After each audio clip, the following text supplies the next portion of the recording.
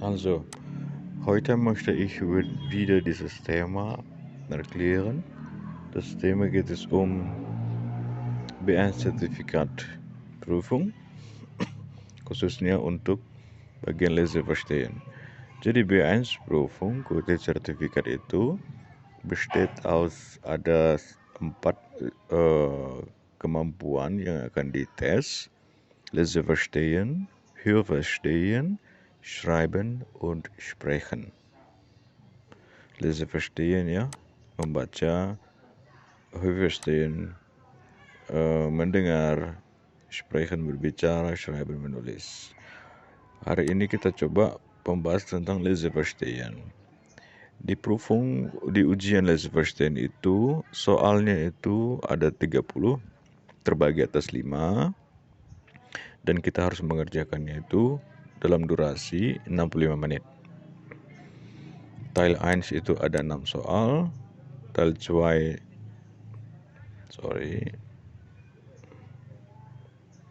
itu 6 soal, Teil 3 7, Teil 4 7, Teil 5 juga 4.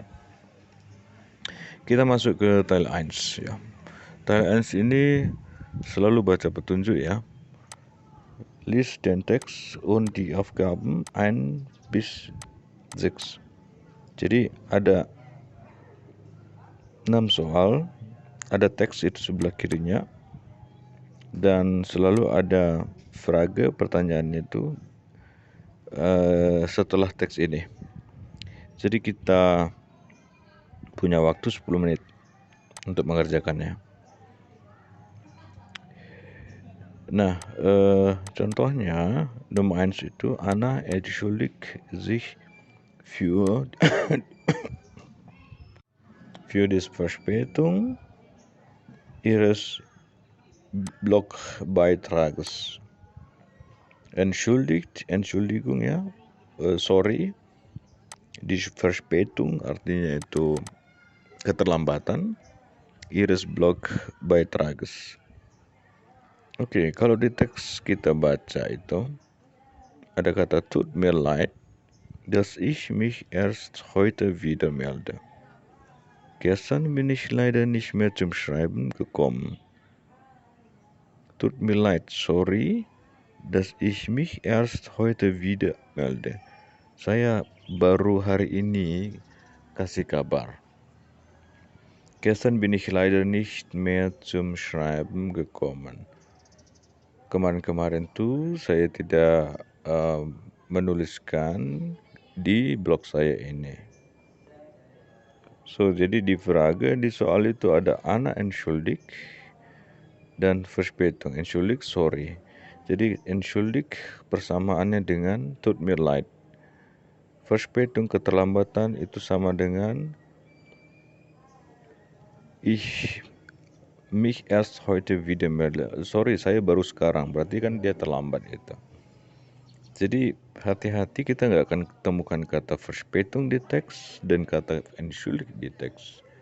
Tapi yang dibutuhkan adalah kemampuan logis kita untuk bisa paham soal itu, bahwa Verspätung sama erst heute, sekarang baru kirim, itu artinya sama, maknanya sama, artinya terlambat.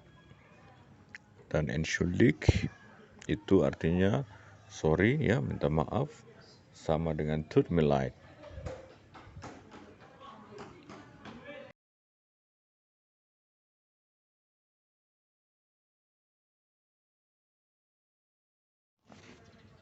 So, oke, sekarang kita masuk ke Teil 2. Teil 2 itu ada 6 Fragen, ada 6 soal. 7, 8, 9, 10, 11, 12. Itu di Beispiel kita contoh lihat Anna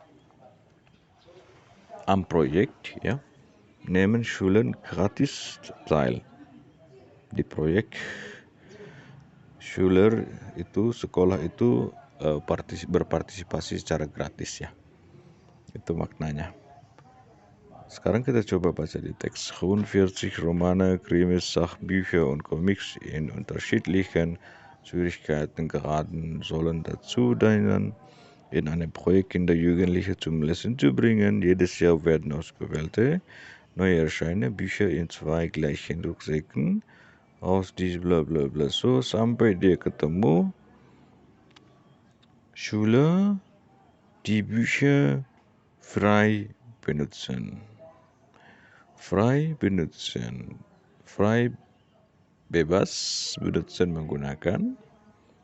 Ya, dalam teks ini kata bebas itu sama maknanya dengan kata gratis. Dan hati-hati, kadang-kadang itu soal yang pertama itu jawabannya ada di tengah, di akhir, maupun di awal. Jadi dia acak. Jadi dibutuhkan pemahaman ya, logis, supaya kita bisa ngerti itu makna teksnya apa.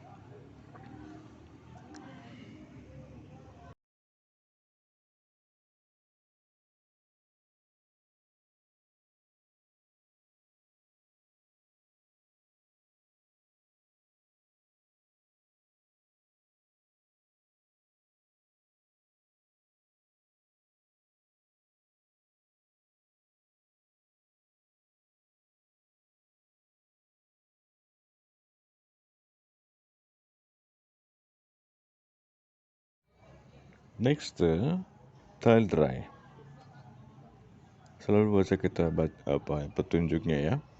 List di Situation 13 bis 19.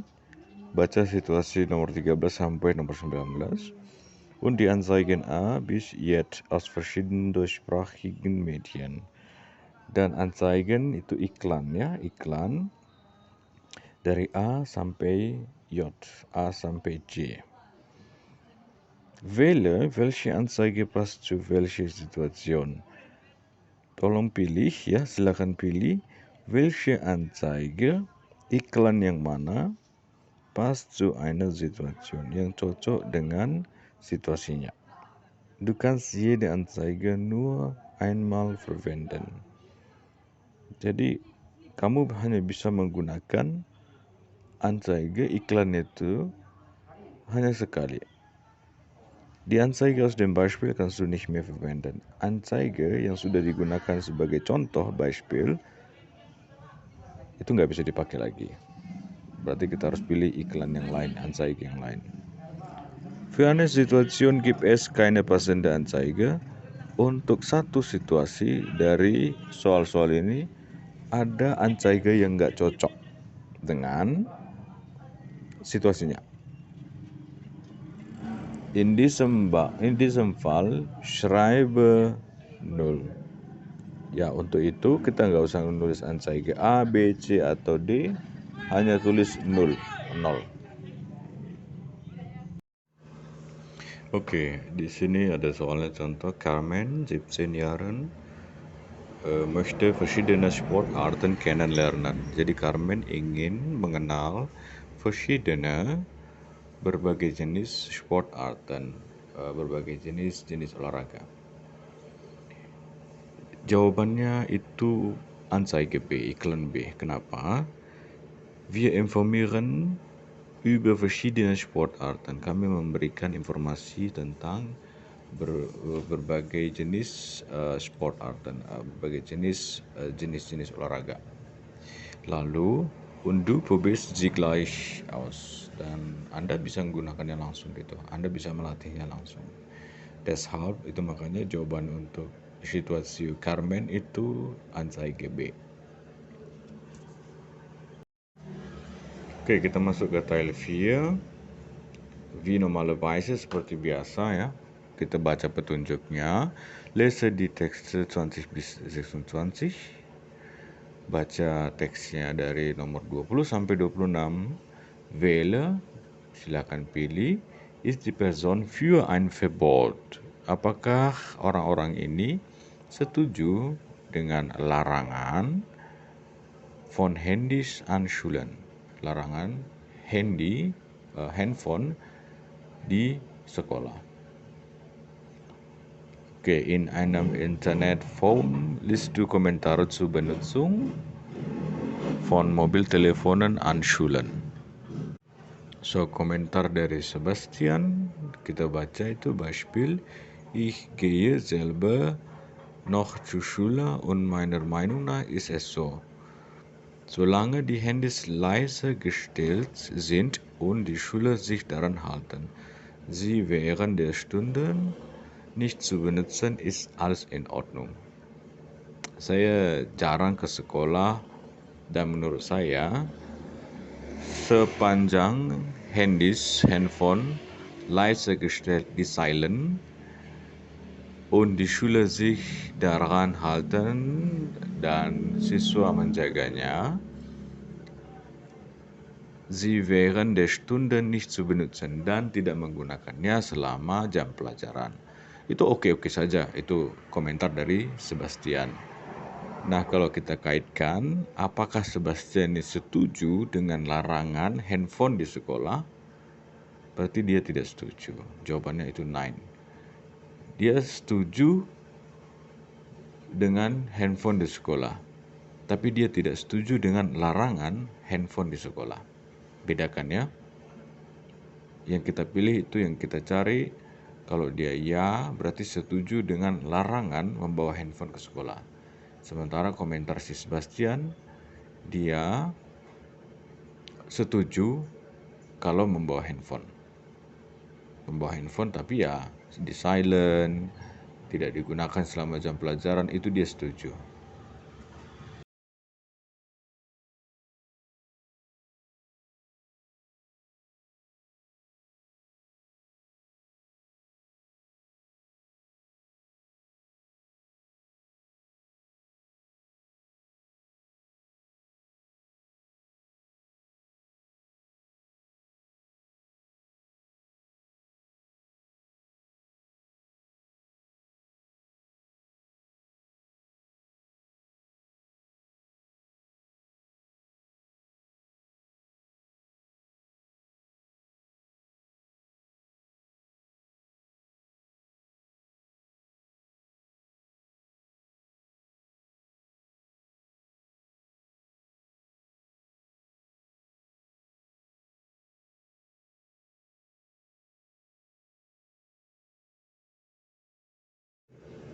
Teil 5, 4 Fragen, ada 4 soal. Lies die Aufgaben 27 bis 30 und den Text dazu. Jadi teksnya itu paling bawah ya. Soalnya itu kita memilih A, B, atau C, mana yang paling tepat berdasarkan teks dari soal tersebut. Temanya, du willst in den Ferien eine Woche in einem Zeitalter für Jugendliche in Salzburg verbringen. Anda mau menghabiskan liburan selama seminggu untuk camp remaja. Itu kira-kira temanya.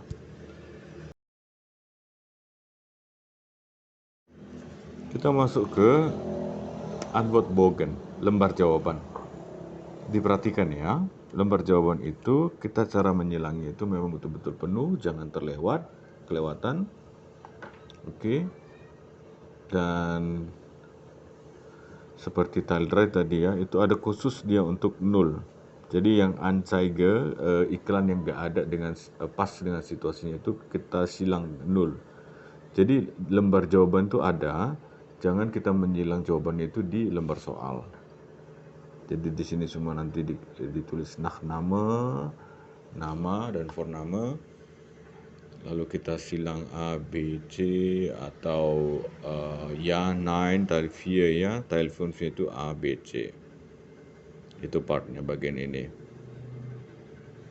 Nah, ada juga petunjuk ya, mana cara menyilang yang benar. Sebelah kanan atas itu ya, di tengah-tengah itu ya. Yang tidak benar itu nicht so ya, itu kelebihan, kelewatan ya, hanya sedikit, titik, tanda checklist, lingkaran dan sebagainya. Setelah dikoreksi nanti itu soalnya semua 30, dihitung nanti berapa jumlah soal yang benar, ada 2 pengujinya nanti yang mengoreksi. Nah, poinnya seperti ini. Kalau dia 1 benarnya, poinnya berarti 3, skornya 3. Nah, untuk lulus bestanden kita harus richtig benar 18. Dengan poin itu 60 ya, minimal 60. Tapi kedutaan akan minta sertifikat itu dengan nilai kita 70. Artinya tidak mau kita harus menyelesaikan 21 soal benar semua.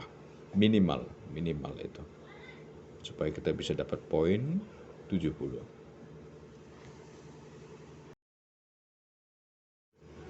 Oke, petunjuknya kita bisa menguji diri kita masing-masing ya. Untuk model lesson seperti tadi itu, apakah kita sudah bisa stabil poinnya, skornya itu. Jadi ada 3 jenis bentuk skor yang ini saya mau tunjukkan ya. Ada yang bagian pertama, kedua, dan ketiga itu. Nah, kalau di grafik kita bisa lihat, ini artinya kita melakukan uji coba lesson itu 10 kali. Jadi kalian bisa lakukan itu uji coba modul lesson itu 10 kali. Ya, ada 10 jenis model tes. Itu nanti bisa kita share. Kalau misalnya yang grafik itu orange ya, Fungsi ya 65, 70, 75 gitu sampai dia 80 gitu ya. Lalu ada grafik yang kedua yang merah ya, naik turun, ada 60, ada 70 naik dia jadi turun lagi 60, naik lagi 65 sampai dia 90 di puncak. Terus ada grafik yang green, yang hijau, 80 stabil. Yang baik itu adalah grafik yang green, yang hijau. Kalau skor yang kalian dapat itu 10 kali uji coba, skornya stabil. Itu yang bagus. Dan sudah bisa dipastikan berstandar lulus ujian B1 dengan skor minimal 70. Tapi kalau misalnya yang grafik orange, yang grafik merah, kita perlu uji ulang. Artinya lessonnya diuji lagi ya, hingga betul-betul skornya stabil. Kenapa? Bahayanya nanti begitu ujian Prüfung di Goethe Jakarta atau di Surabaya itu nanti bisa skornya jatuh gitu. Oke, sekian dulu untuk panduan untuk Goethe Sertifikat B1 ya. Danke.